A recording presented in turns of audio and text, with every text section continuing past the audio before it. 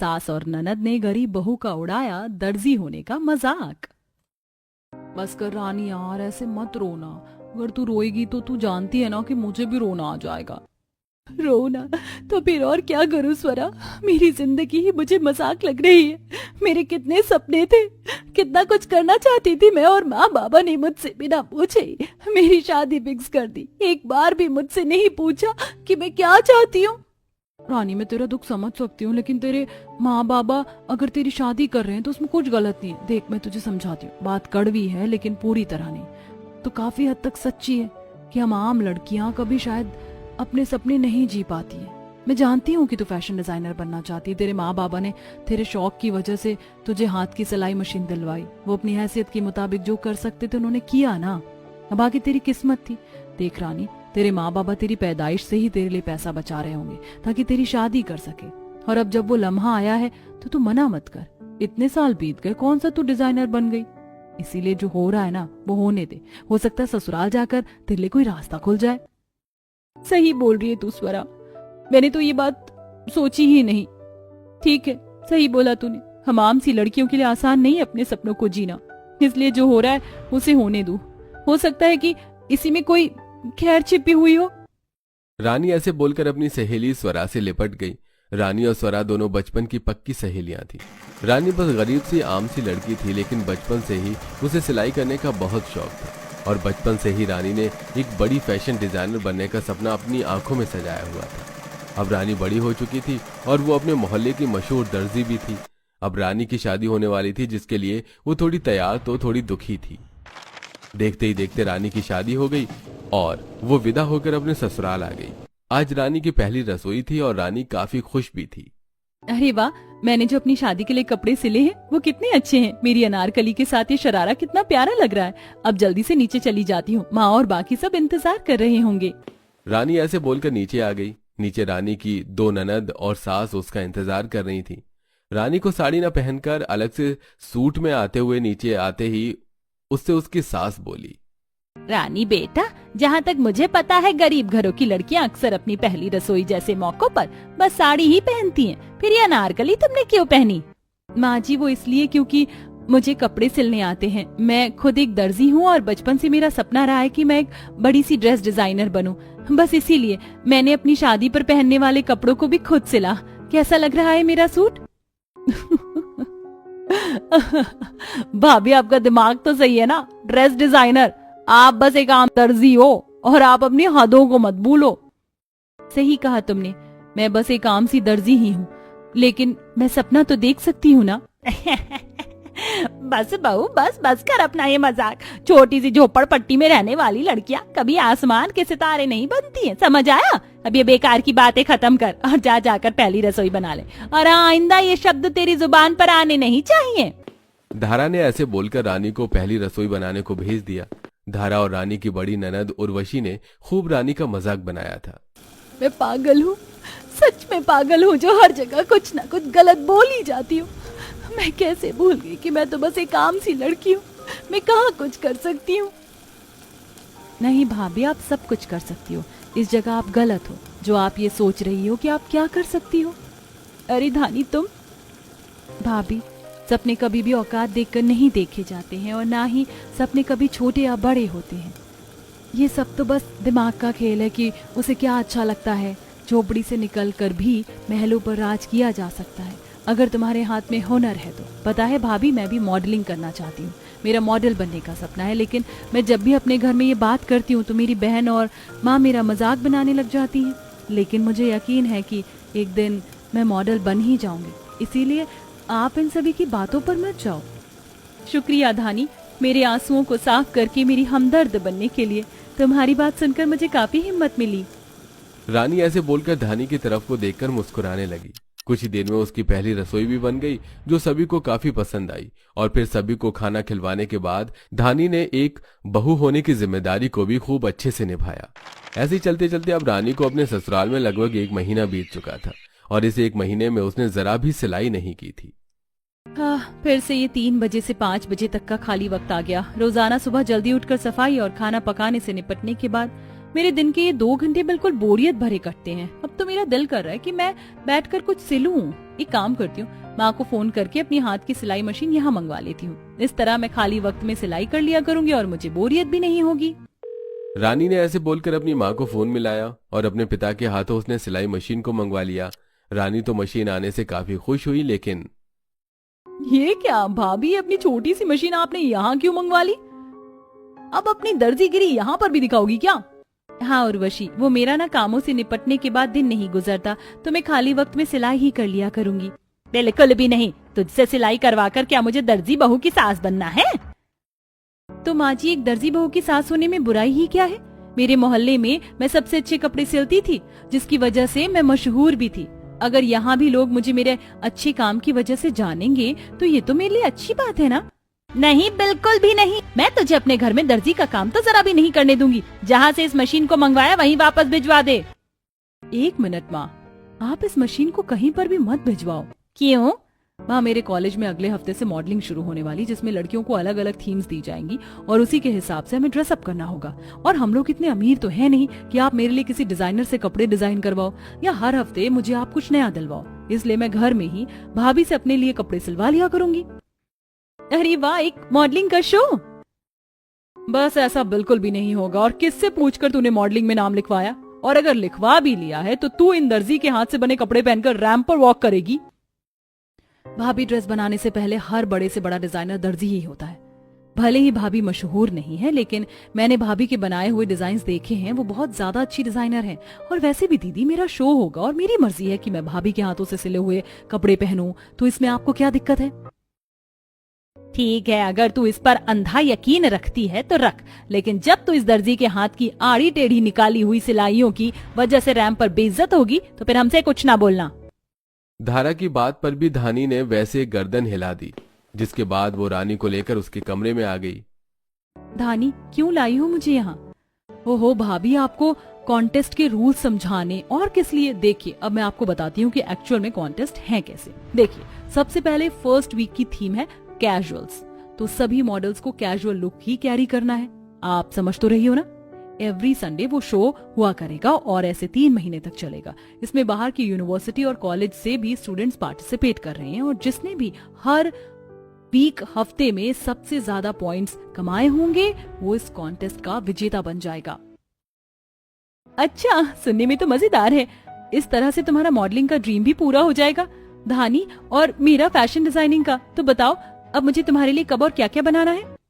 भाभी, कुछ भी बनाना, बस वो कैजुअल होना चाहिए। धानी ऐसे बोलकर किसी काम से रानी के पास से उठ गई। भोली भाली रानी को इतना अंदाजा नहीं था कि कैजुअल थीम के लिए वो कैसे कपड़े बनाए। उसने अपने लगेज में से एक कॉटन की साड़ी निकाली और मैं इस कॉटन की साड़ी में से धानी के लिए एक शॉर्ट फ्रिल्स वाली ड्रेस बना दूंगी। हाँ, वो ड्रेस बहुत अच्छी लगेगी। भाभी, आपने कुछ सोचा कि आपको क्या बनाना है? हाँ, मैंने सोच लिया। मैं तुम्हें बताऊं क्या? नहीं भाभी, अभी मेरे पास वक्त नहीं है, आप बना देना खुद से ही। मुझे पता है कि आप कुछ अच्छा ही बनाओगी। ठीक है। धानी को मेरे ऊपर कितना विश्वास है, लेकिन मैं तो कैजुअल का मतलब भी अच्छे से नहीं जानती हूँ। शायद कैजुअल का मतलब सीधे सादे कपड़ों से होता है, जो मॉडर्न भी लगे और सादे भी हों। चलो कोई बात नहीं, मैं कुछ ना कुछ तो सिल ही दूंगी। रानी ने ऐसे बोलकर अपनी मशीन पर बस सादा सा एक शॉर्ट फ्रॉक सिलना शुरू कर दिया। रानी की चॉइस तो अच्छी थी, लेकिन उसने कपड़े कॉटन के लिए। देखते ही देखते 1 हफ्ता गुजर गया और वो दिन भी आया जब कॉन्टेस्ट था। रानी, धानी, उर्वशी और धारा सभी कॉलेज आ गए, जहां बाकी कंटेस्टेंट भी थे। देख धानी, यहाँ पर सभी कितने फिट हैं, बिल्कुल जिसको जहाँ से जैसा होना चाहिए उसकी बॉडी उसी शेप में है, क्योंकि इन सभी का ड्रीम मॉडलिंग ही है ना। अच्छा, सभी तैयार हो रहे हैं, कुछ ही देर में कॉन्टेस्ट शुरू हो जाएगा, इसलिए मैं भी तैयार होने चली जाती हूँ। धानी ऐसे बोलकर चेंजिंग रूम में चली गई। सभी बैक स्टेज पर ही थे। ऐसे में धानी अपनी भाभी के हाथ से सिली हुई कॉटन की ड्रेस को पहनाई। सभी मॉडल लड़कियां जो कैजुअल थीम के लिए मॉडलिंग करने वाली थी, किसी ने ऐसा आम सा कपड़ा नहीं पहना हुआ था। धानी, रियली तुम ये दर्जी के हाथ से सिली हुई चीप सी ड्रेस पहनोगी? भले ये शो मॉडलिंग का है, लेकिन ड्रेसिंग की भी तो थीम दी गई थी ना। हाँ, मैं यही पहनूंगी क्योंकि मैं सबसे अलग हूँ। ऑफ कोर्स, सबसे अलग और सबसे अजीब आज तुम ही लग रही हो। सोफिया, जो कि कॉन्टेस्ट में ही एक पार्टिसिपेंट थी, वो धानी को चिढ़ाने लगी, लेकिन धानी उससे कुछ खास चिढ़ी नहीं। फिर धानी अपनी भाभी के हाथ से सिली हुई ड्रेस को पहनकर अपनी माँ और बहन के सामने आई। धानी, सीरियसली तू इतनी मॉडर्न और अच्छी अच्छी ड्रेस पहनी हुई लड़कियों के बीच में ये चीप सा ड्रेस पहनेगी? तेरा दिमाग तो सही है ना? दीदी, भाभी के लिए एक थीम को दिमाग में रखते हुए ड्रेस बनाने का ये पहला टास्क था। उसी तरह मेरे लिए ये पहली मॉडलिंग होगी। आपको मुझे मोटिवेट करना चाहिए, ना कि इस तरह से बोलना चाहिए। मैं भी जानती हूँ कि ये ड्रेस उतना अच्छा नहीं है जैसे बाकियों के हैं। हो भी सकता है कि मैं लास्ट आऊं, लेकिन एटलीस्ट आप लोग मुझसे ऐसी बातें मत करो। आता जाता कुछ नहीं, मामूली सी दर्जी बनने चलिए फैशन डिजाइनर। देख लिया कि तेरा हुनर बस किस लेवल का है। माँ, कॉन्टेस्ट शुरू होने वाला है, आप ऐसी बातें मत कीजिए। सभी की बातें सुनकर रानी को अपने हुनर पर भी शक हो रहा था, लेकिन वो बेचारी कुछ बोली नहीं। कुछ देर के बाद ही कैजुअल थीम की मॉडलिंग शुरू हुई, जिसमें मॉडल्स ने एक से अच्छा एक कैजुअल आउटफिट कैरी किया। वैसे धानी ही थी जो सबके बीच कॉटन का ड्रेस पहनकर थोड़ी अजीब लग रही थी, लेकिन इसके बावजूद भी धानी अपनी बारी पर कॉन्फिडेंस के साथ रैंप पर चली और सभी ने उसके लिए ताली भी बजाई। कुछ ही देर में बोर्ड पर सभी मॉडल्स की रैंक आ गई, जिसमें सबसे ऊपर सोफिया और सबसे नीचे धानी थी। कॉन्ग्रेचुलेशंस धानी, लास्ट आने के लिए। अरे नहीं, मैं तो सभी कॉम्पिटिटर्स में सबसे लास्ट आई हूँ। यही थी कि बहुत अच्छी ड्रेस बनाऊंगी। देख लिया आपकी क्या हुआ। तू बस एक आम सी दर्जी है और बस उससे ज्यादा तो कुछ नहीं कर सकती। देखा किसको बोलते हैं डिजाइन और फैशन। तेरी वजह से मेरी बेटी आखिर की पोजीशन पर आई है। दर्जी बनने चली फैशन डिजाइनर। हाँ। आप सब लोग सही बोलते हो, मेरे अंदर ड्रेसेस को डिजाइन करने की कला नहीं। आज मैं अपने ऊपर बहुत ज्यादा शर्मिंदा हूँ। नहीं भाभी, बिल्कुल भी नहीं। एक बार इस तरह हार जाना हमारे पूरे करियर को डिसाइड नहीं करता। अभी पूरे 3 महीनों तक यही कॉन्टेस्ट चलने वाले हैं, और कभी मैं ऊपर, कोई और नीचे, तो कभी मैं नीचे, तो कोई और ऊपर इस लिस्ट में। ये सब तो चलता रहता है। हम इससे अपनी काबिलियत को जज नहीं कर सकते। मैं कल भी आपसे ही अपनी ड्रेस को डिजाइन करवाऊंगी। अगर अगले हफ्ते भी ऐसा ही है तो आप क्विट करने की सोच सकती हो। एक बेइज्जती करवाकर तुझे चैन नहीं मिला जो दूसरे हफ्ते भी जलील होना चाहती है?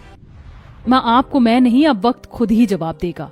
धानी की बात पर धारा कुछ भी नहीं बोल पाई। अगले हफ्ते की कॉन्टेस्ट की थीम ट्रेडिशनल कपड़ों की थी, जिसके लिए धानी और रानी भी तैयारी करने लगी। रानी भाभी, अगले हफ्ते के ट्रेडिशनल के लिए आप मेरा क्या बनाओगी? बस धानी, मेरी फिटिंग की सिलाइयां रह गई हैं। एक बार ये लग जाए तो फिर मैं तुमसे बात करती हूँ। ओहो भाभी, आपके हाथ की सिलाई मशीन है, ऊपर से अब हर हफ्ते के लिए आपको मेरे लिए भी कपड़े बनाने हैं। ऐसे में जरूरी है क्या कि आप सिलाई पर भी कपड़े लो? अरे धानी, मुझे सिलाई करना बहुत पसंद है। तुम्हारी ड्रेसेस तो मैं ज्यादा से ज्यादा 4 दिन में बना दूंगी, लेकिन बाकी के 3 दिन क्या करूंगी? इसलिए मैं जरूरतमंदों के लिए कपड़े सिल देती हूँ। हाँ, अब बोलो कि क्या पूछ रही थी? कुछ नहीं भाभी, मैं तो बस ये पूछ रही थी कि आप मेरे लिए क्या सिलने वाले हो। इस बार हमें जीतना है। मैंने ऐसे नहीं सोचा। चलो बाजार से कोई अच्छा सा एम्ब्रॉयडर्ड कपड़ा देखने चलते हैं। उसे देखकर जो अच्छा लगेगा मैं तुम्हारे लिए वही बना दूंगी। रानी की बात सुनकर धानी उसके साथ बाजार आ गई, जहां पर आकर दोनों नंद भाभी तरह तरह की एम्ब्रॉयडर्ड नेट और जॉर्जेट वगैरह देखने लगी, और उसी में एक सुनहरे रंग की नेट रानी को पसंद आई। धानी, देखो तो जरा कैसी लग रही है ये नेट। बहुत प्यारी है भाभी, लेकिन आप इसके अंदर से क्या बनाओगी? इसे देखकर तो मुझे बस एक ही चीज का ध्यान आ रहा है। नजर जो तेरी लागी, मैं दीवानी हो गई। दीवानी, हाँ दीवानी, दीवानी हो गई। कुछ समझी? ओ माय गॉड भाभी, आप मेरे लिए दीपिका पादुकोण वाली आइकॉनिक दीवानी मस्तानी सॉन्ग की ड्रेस को रिक्रिएट करोगी? हाँ, क्यों नहीं, लेकिन अपने स्टाइल में। रानी ने ऐसे बोलकर वही सुनहरे रंग की एम्ब्रॉयडरी वाली नेट खरीद ली, जिसके बाद वो दोनों उसे लेकर घर आ गईं और रानी ने 3 से 4 दिनों में धानी के लिए बहुत ही सुंदर ड्रेस बना दी। आज अब फिर से कॉन्टेस्ट का दिन आ चुका था, जिसमें सभी लड़कियों ने लाइट ट्रेडिशनल लुक कैरी किया, लेकिन अकेली धानी ही सबसे हैवी और सुंदर ड्रेस में थी। Gosh, what a dress! लगता है पिछले हफ्ते की कसर आज निकलेगी। वैसे दर्जी ने ड्रेस तो काफी अच्छी बनाई है। उर्वशी और धारा आज रानी की बनाई हुई ड्रेस में कोई कमी नहीं निकाल पा रही थी, जिसकी वजह से उन दोनों का मुंह फूला हुआ था। कुछ ही देर में मॉडलिंग शुरू हो गई और आज मॉडलिंग से जीत धानी की ही हुई थी। लिस्ट में उसी का नाम सबसे ऊपर था। देखा भाभी, आज आपकी मेहनत सबसे ऊपर है, इसलिए मैं आपको क्विट नहीं करने दे रही थी। हाँ, लेकिन है बस महज एक इत्तेफाक ही, इसलिए ज्यादा खुद को बहुत बड़ी फैशन डिजाइनर न समझना। धारा अपनी बात से रानी को उदास करना चाहती थी, लेकिन रानी ने उसकी बात पर ध्यान नहीं दिया। देखते ही देखते ऐसे ही हफ्ते गुजरे। कभी ऊपर तो कभी नीचे ऐसे ही धानी की लिस्ट में रैंक रही और अब आखिर फाइनल का हफ्ता भी आ चुका था। भाभी, इस कॉन्टेस्ट के सफर में काफी उतार चढ़ाव रहे और अब हम आखिरी फाइनल तक पहुंच भी चुके हैं। इस बार डिज्नी प्रिंसेस थीम है। आप मेरे लिए कौन सी प्रिंसेस का ड्रेस बनाओगी? तुम्हें कौन सी प्रिंसेस पसंद है? मुझे रहने दो भाभी, उसकी ड्रेस बनाना बहुत मुश्किल है। बताओ तो सही। मुझे सिंड्रेला पसंद है। सिंड्रेला की कहानी बचपन से मेरी पसंदीदा कहानी रही है। अच्छा, तो चलो फिर बनाते हैं सिंड्रेला जैसी ड्रेस। सच? धानी और रानी दोनों सिंड्रेला की ड्रेस बनाने को बाजार आ गई।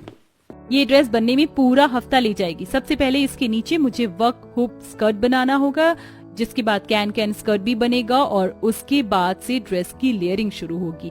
कम से कम हमें धानी 20 लेयर्स बनानी पड़ेंगी। रानी ने ड्रेस बनाने के हिसाब से ही कपड़ा लिया और ड्रेस के सबसे ऊपर आने वाली लेयर ले ली। उसने चमकदार फिरोजी कपड़ा लिया। इसी के हाथ धानी के लिए सिंड्रेला जैसे शूज बनाने को रानी ने सादा हील्स ली, जिसके साथ ही उसने उन्हें डेकोरेट करने को ग्लिटर भी ली। रानी ने धानी की सिंड्रेला जैसी ड्रेस बनाने को दिन रात एक कर दिए थे और आज आखिरी कॉन्टेस्ट का फाइनल दिन भी आ चुका था। सभी लड़कियां बैक स्टेज पर प्रिंसेस बनी हुई थी। कोई रेपुंजल की तरह बड़ी चोटी लगाकर तैयार थी तो कोई स्नो वाइट की तरह हाथों में सेब लिए हुए थी। सभी लड़कियां तैयार हो ही रही थी कि तभी लड़कियों को एक खबर मिली जो कि धानी ने रानी को भी बताई। रानी भाभी, सुना है आज फाइनल में मशहूर डिजाइनर भी मौजूद हैं। सच? मैं पर्दे के पीछे से सब देखूंगी। सभी स्पेशल गेस्ट के बारे में जानकर खुश भी थे और डरे हुए भी थे। कुछ ही देर में शो शुरू हुआ, जिसमें जैस्मिन से लेकर एल्सा तक हर प्रिंसेस के लुक की लड़कियां आईं, लेकिन किसी की भी ड्रेस धानी की तरह प्रोफेशनल तरीके से नहीं बनी हुई थी। लास्ट में धानी रैंप पर सिंड्रेला के लुक में चली, जिसने सभी का दिल जीत लिया और धानी कॉन्टेस्ट जीत गई। तुमने इतना अच्छा ड्रेस पहना और तुम्हारा ऊपर से कॉन्फिडेंस, दोनों ने आज आग लगा दी। वैसे इस ड्रेस को क्रिएट किसने किया? इसके पीछे मेरी भाभी है। ये ड्रेस किसी डिजाइनर ने नहीं बल्कि मेरी भाभी ने बनाई है, वो भी घर के कामों को करते हुए सिर्फ हाथ की मशीन पर। धानी की बात सुनकर सभी चौंक गए और रानी को स्टेज पर बुलाया गया। अब इस मोमेंट ने धारा और उर्वशी के घमंड को भी तोड़ दिया था और उनका भी सीना सभी के बीच में चौड़ा हो रहा था। आपने बहुत ही सुंदर ड्रेस बनाया। सच में इस सोसाइटी को आप जैसे डिजाइनर्स की जरूरत है। धानी और रानी, क्या आप दोनों मेरी कंपनी में as a model and as a fashion designer काम करेंगी? डिजाइनर की बात को सुनकर रानी और धानी दोनों को अपनी किस्मत पर भरोसा नहीं हुआ। पलक झपकते ही उन दोनों की किस्मत बदल चुकी थी। उन्होंने डिजाइनर के ऑफर को एक्सेप्ट किया, जिसके बाद रानी और धानी दोनों को उनका सपना मिल गया। उर्वशी और धारा भी अब रानी की कामयाबी की वजह से बदल चुकी थी और अब सब कुछ ठीक हो चुका था।